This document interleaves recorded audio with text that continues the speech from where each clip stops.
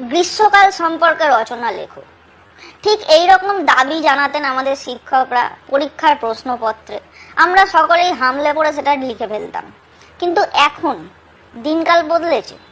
আগে অন্যরকম গরম পড়তো, এখন অন্যরকম গরম পড়ে। ঠিক সেই কারণে আগে গ্রীষ্মকাল সম্পর্কে যেভাবে রচনা লেখা হতো, এখন সেভাবে লিখলে কিন্তু চলবে না।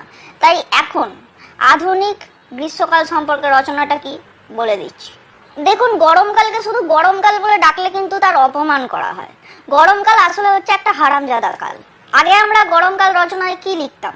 বৈশাখ ও জ্যৈষ্ঠ, এই 2 মাস হচ্ছে গরমকাল। কিন্তু এখন সালা শীতকাল বাদ দিয়ে সব কালই গরমকাল।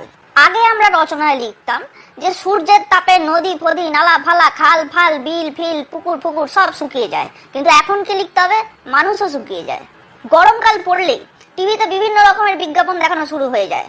ধরুন, আপনি একটা ভীষণ ইন্টেন্স গুরুত্বপূর্ণ একটা সিরিয়ালের সিন চলছে, সেখানে দেখছেন নায়িকা হঠাৎ করে কালা হয়ে গেছে, সে কানে হাত দিয়ে সবার মুখের দিকে তাকিয়ে বলছে, আমি কিছু শুনতে পাচ্ছি না, আমি কিছু শুনতে পাচ্ছি না। হঠাৎ করে তারই মাঝে চোখতে জ্বালতে গরমে